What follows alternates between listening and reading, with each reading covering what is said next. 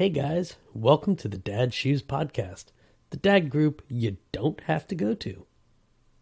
Today we're talking about the child tax credit that just started this year and what you're going to do with it. Now, I guess this, a little bit of education myself, this isn't like a new thing. Like there's been a child tax credit, but it's now expanded. Right. Well, yes. There's more credit to be had for families. But I got a question here. Yeah. You know, I was listening to NPR talk about this, and they're talking about how much money you're going to get for this child tax credit increase. And right. Like I said, you know, most people get a portion of it, but the closer you get to the poverty line, the more you'll get. And I have a question. Am I in poverty? Because I got the whole thing. So I was thinking the same thing. I'm listening to Marketplace, and they're talking about, you know, if you're below the poverty line, you're going to get the full amount. It's $300 per kid under 6, and then 7 to 17 is $250, which is cool per kid. I mean, that's great. And that's like, it used to be the child tax credit was however much it was. I think it was like $12,500. And it was just, you would take that as your standard. No, that was a standard deduction. And then there was, there was more for each kid. It just deducted how much you owed from taxes. And you would get that in your tax return. But they recently changed it with the I was just reading an article from Wall Street Journal talking about it. Hold on a second. Let me finish my thought. What the heck did they call it? The COVID-19. No, yeah, but it was... I was getting to that. I just had it. I don't remember what they called it. Anyways, this whole relief American package, plan. The American Rescue Plan. There you go. When they passed the American Rescue Plan, they decided that instead of just being a lump sum deduction, which would end up showing up on your tax return, they were going to do monthly payments, which isn't a terrible idea, but... I'm certainly not complaining. Exactly. Like... One thing that I don't know a lot of people that are getting it, I don't know if everybody realizes, but it's not going to be like you're going to get this money because of the increased child tax credit. You're going to get that money anyways. It's just the way that they started releasing it was in installments instead of a lump sum. So you're not going to have as big of a tax return come April 15th next year. It's potentially. It's just going to come as a, throughout the year, which is fine with me. I don't mind paying taxes. I just don't want it to come out of my check out of my bank account at the end of the year. So, like, you got to set up your deductions properly so it comes out. Yeah, you don't want to use monthly. It as a savings account because there is no interest to be had there. Not that there's much interest to be had in other savings accounts these days, but either way. So I've been reading this article from the Wall Street Journal, just some of the quick facts. So up until this point, the child tax credit was $2,000 per kid, $2,000 per kid. They would credit you that you didn't get the cash. Right now, for kids between 6 and 17, the credit's $3,000, and for children under the age of 6, so 0 to 5, is $3,600. So that accounts for that. Difference in it's 0 to 6. Now this one says $3,600 for children under age 6, and then $3,000 for children ages 6 to 17. That's on the Wall Street Journal, updated July 15th, the first date of this cracks tax credit payment. It's a lot of cool maybe information I misunderstood here. it. I don't know anything about tax law or anything about that, but I do know that we pay taxes. Yes, we do. Most of us pay taxes, not all of us. Yeah, there's nothing I guess to be afraid of with this tax credit, because I think some people are going to think they may have to pay some of it back, and I guess that comes down to how you file your taxes and how your income works. But for your regular Joe, like you're working for somebody else, you have a W-2, you're probably not going to pay anything back. Your return would probably be less. Right. But I think the goal is to make that, depending on how you do your taxes, as low as you can. Anyway, you want to have your money when you need your money. Anyway, get a financial advisor. That's my lesson here. Get not a financial Ask advisor, them all the a questions. tax professional. Because a tax professional. They're different as our financial planner has told us I don't do taxes. Tax professional. Get a tax professional for that, because that I mean, it shouldn't hurt you, but it could. If like you're planning to get money back and all of a sudden instead of getting $2,000 you're owing $2,000, that could hurt. That's a big hurt. That's a big hurt. Oh, and yeah. I've been in that position. Especially if, as we just discovered, we're below the poverty line. Yeah, apparently. which I mean, so the American government thinks that everybody should be making $75K a year, because that's like the cutoff for a single person. If you make $75K a year, the government won't help you anymore. Right. So I guess that's what that means. Like that's what they think somebody should make. That's not right. I can never remember how to reverse it. So like if you make, you can do your hourly wage. So like $15 an hour. Let's just take 15 because that's like they're trying to make it the national minimum wage. So you get $15 an hour and you multiply it by, I think it's 20, and it, you make $30,000 a year.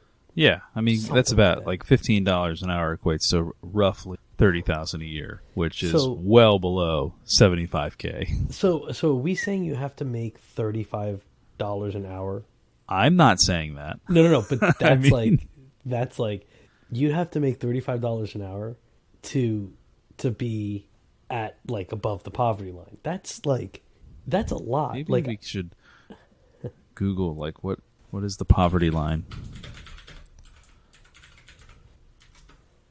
Okay, we are not in the poverty line. All right. So, all right. According to healthcare.gov. .gov is what I got to. Yeah.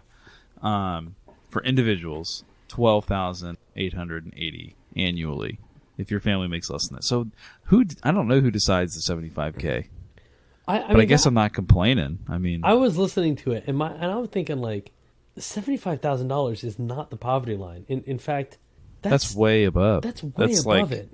Maybe it was a misread by NPR guy, whoever was reading the story that day. But that was my thought. It's like, wow, the government thinks I should be making a lot more money. I mean, so according to the Social Security Association, SSA.gov, the national average wage index for 2019 is $54,000. The national average, which, okay. Per individual? I don't know. Probably. There's a whole lot here that I could, read it and determine, but sure. I mean, long story short, if you got kids, you get to enjoy this tax credit in some way. Yeah, and I mean that's nice. When I heard about it, I'm like, well, that's nice. And someone's going to come at us and be like, well, it's going to come out of taxes, and you're going to have to pay more in taxes later. So. Let's talk about that for a minute, because somebody's got to pay for it, but it's not going to be me. Right. Well, let's be clear here. This should cost the government for this year $1.5 billion, $1.5 billion, right? And it's just the first year. And Janet Yellen, the Treasury Secretary, wants it to be a permanent thing. So, if it was continued, it would like reduce child poverty, which is great. Or almost get rid of it. They're saying this year it'll cut it in half. So whatever. It'd be a great thing for people who can't make a living. And there's a whole other topic about that. But that's an extra $1.5 billion that the government has to pay for, that the American taxpayers have to pay for. But we have a tax gap in the country, which means the amount of tax owed versus the amount of tax paid. And if we funded IRS enforcement of tax enforcement, it would add up to about $7 trillion over 10 years, which would more than cover it. I mean, there you go. Yeah, and that would cover this new tax bill, or the infrastructure bill. They're saying is going to be $1.5 trillion over 8 years.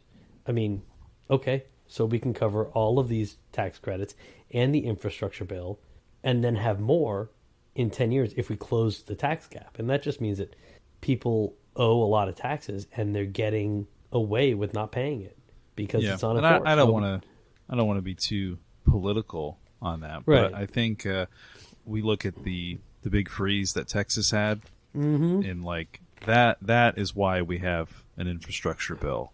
That is why we need it. Yeah. The infrastructure in the U.S. is pretty fragile. Oh, yeah. And I mean, it kind of makes sense. Like, it doesn't freeze in Texas, right? But it did 10 years ago, and they said, hey, we should prepare for this, and then they didn't. So it's kind of like some of the content creators I pay attention to are in England. Yeah. And they're like, oh my gosh, it's a heat wave. It's like 80 degrees today. And I'm in South Florida like, so? That's just today. That's like February. But, it doesn't get 80 degrees in England. Their buildings are not made for that. They don't have air conditioners in every building. Exactly. We have air conditioners everywhere. And the fact that my air conditioner also has a heater to it is like, that doesn't ever get used. Yeah. Occasionally. I don't know. But so what are your plans for this? Because you have 2 kids and I can do math. Yeah, we got 2. We both got 2 kids. $600 a month you're going to get. So we both got, and this is after, we're recording after the 15th. So we both received our first $600 direct deposit, which is pretty cool. Direct deposit. It was not late. It was right there. Mine was on the 15th. In fact, I knew it was coming, and I get like morning texts from my bank account, and I'm like, I'm pretty sure there's extra money in my account this morning. And then you texted me, and I'm like, oh, that must be what it is. So I went and checked, and sure enough, from the IRS. Oh, there it is. And you know what? I actually had just gotten my tax return right before that. Oh, no kidding. Like very, very late. So I got a lot of money from the IRS in July, which is good. Good news for me. So, we thought it'd be cool to review some potential spending options for this $600 because this is stimulus, right? We're supposed to send it back into the world, into the wild to help the economy, right? So you were actually just gifted something that I think you would recommend I spend my $600 on one of these months. Well, all right. So my loving uncle for my birthday gave me an Oculus Quest 2. Long story short, he wanted to play ping pong and doesn't have anyone to play ping pong with, so he plays ping pong on the Oculus. And he's like, oh, buy a ping pong table.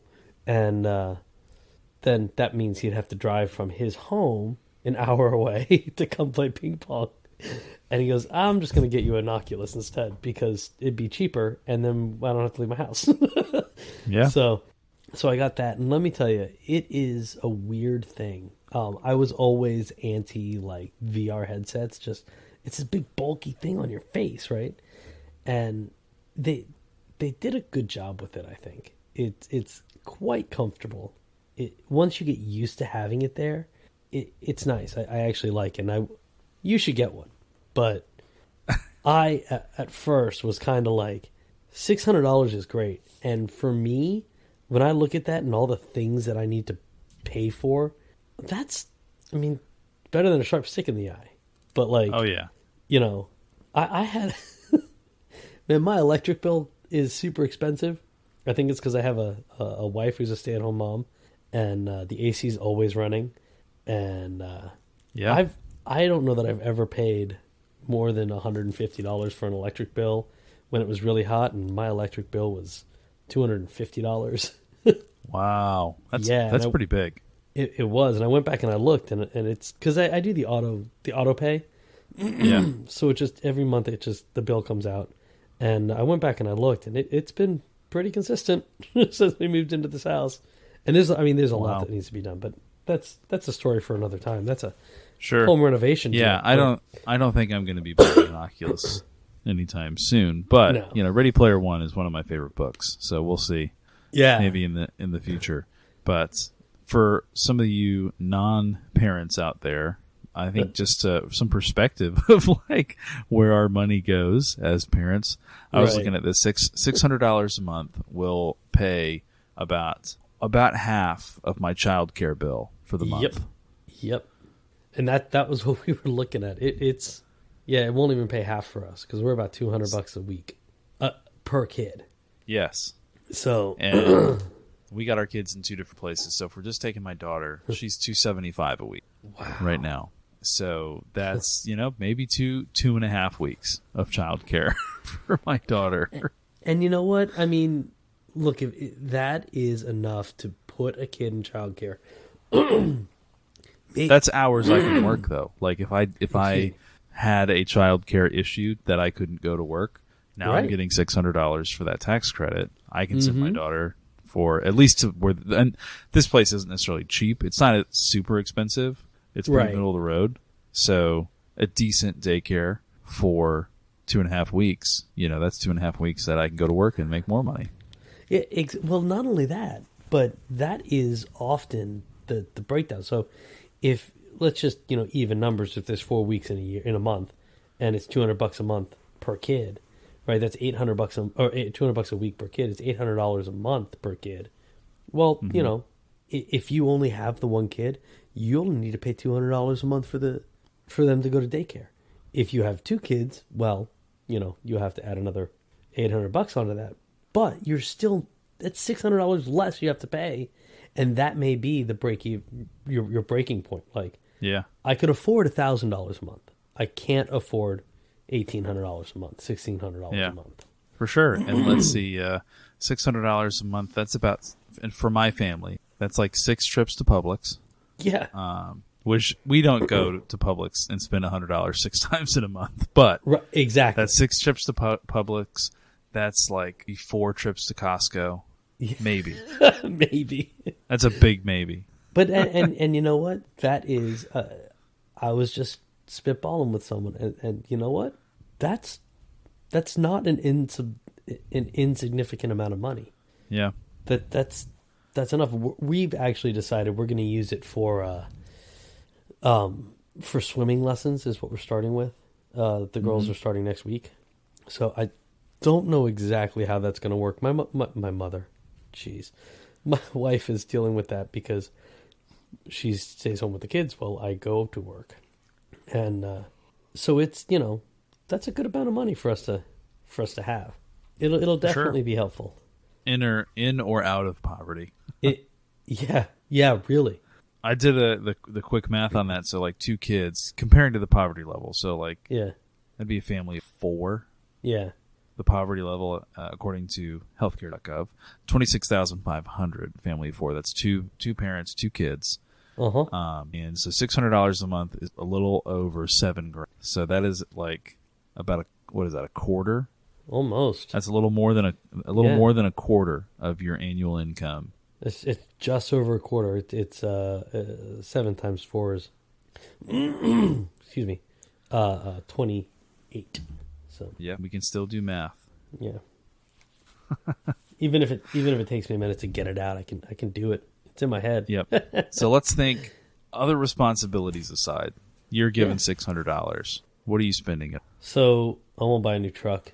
Guess how much? $600 a month? You know what? That's a car payment. That's a car payment. That is not just a car payment. That's a nice car payment. We bought a Ford Focus in 2015, shortly after we got married, because it was not a small car. It's a compact car, right? But it's a hatchback, so it's not a big car. But it was big enough we could have a kid, maybe have 2 kids. It was us. It was a hatchback, so we could put the dog in, still go do the things we wanted to do with as a family. And we're like, oh, shoot, we'll have this thing for years. We'll teach the kids to drive on it and whatever. So we have 2 kids now, and let me tell you, it's uncomfortable to sit in the front seat with a rear-facing car seat. It's a small car. It is a small car with 2 car seats.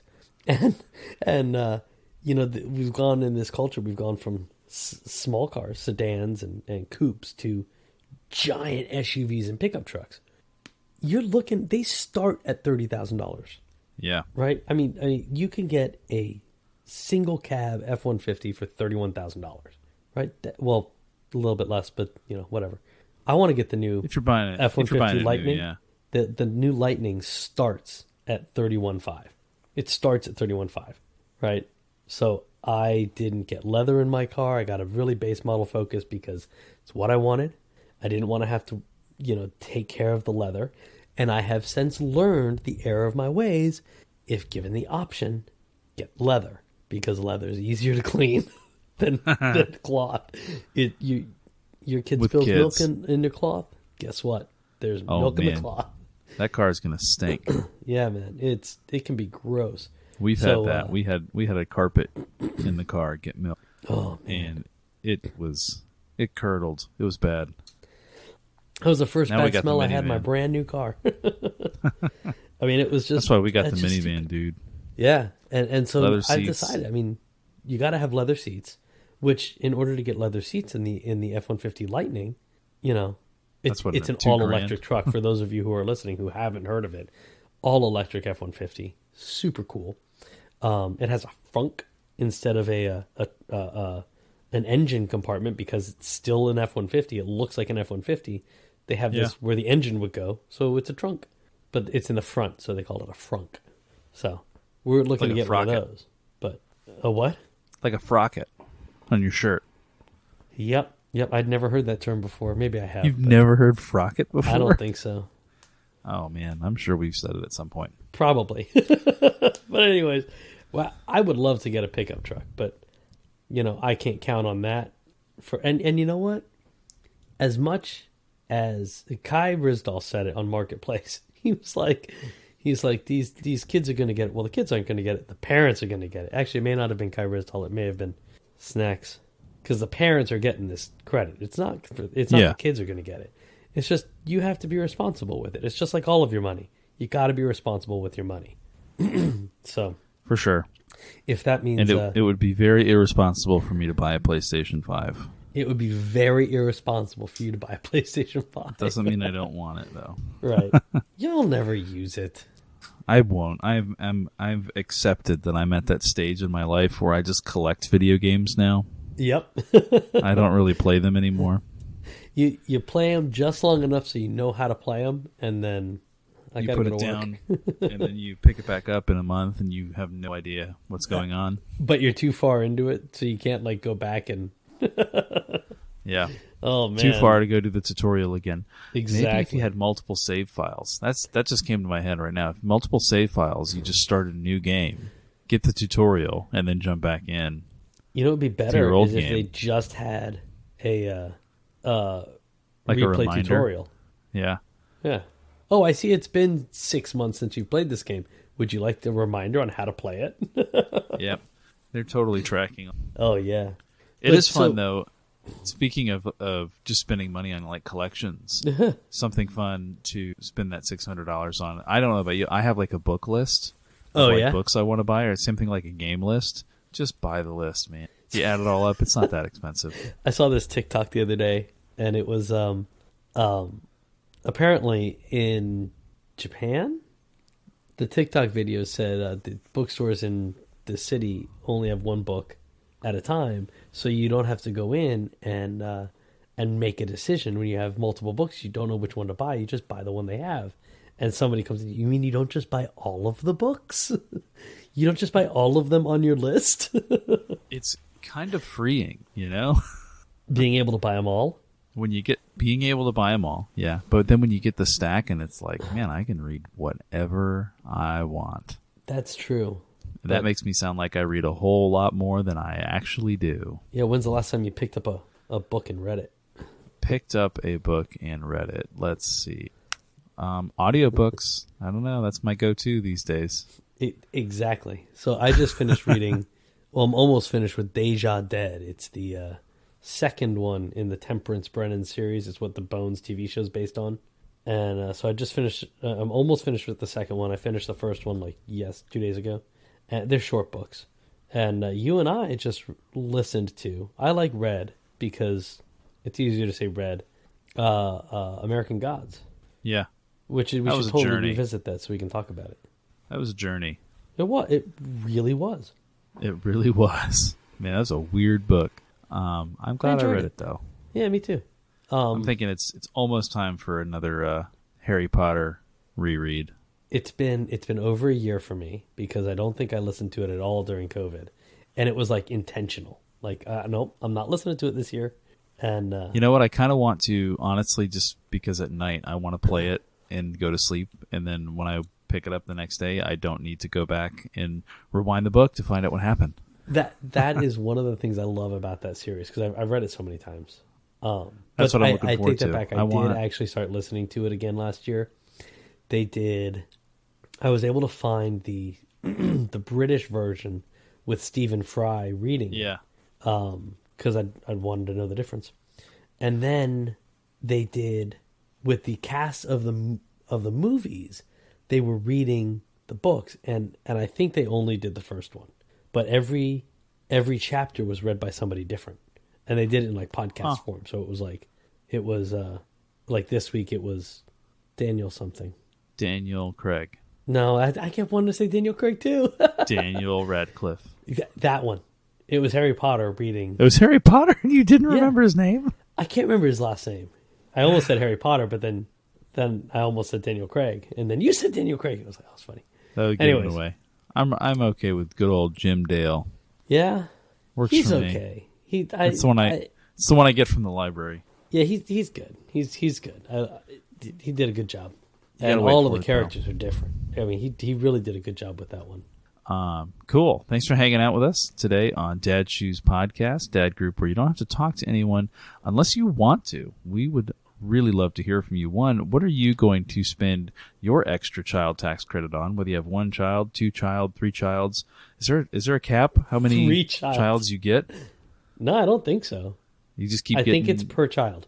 Wow, that's pretty cool. Maybe. No, we don't need any more kids. Anyway, no, what are you going to spend? What are you going to spend your tax credit on? And better yet, what ideas do you have for us to start making $75,000 a year so the government doesn't think we need help? Amen. That would be great. Thanks for hanging out. We would love to hear from you. Reach out to us on Twitter or Instagram @DadShoesPod. Thanks for hanging out. Peace.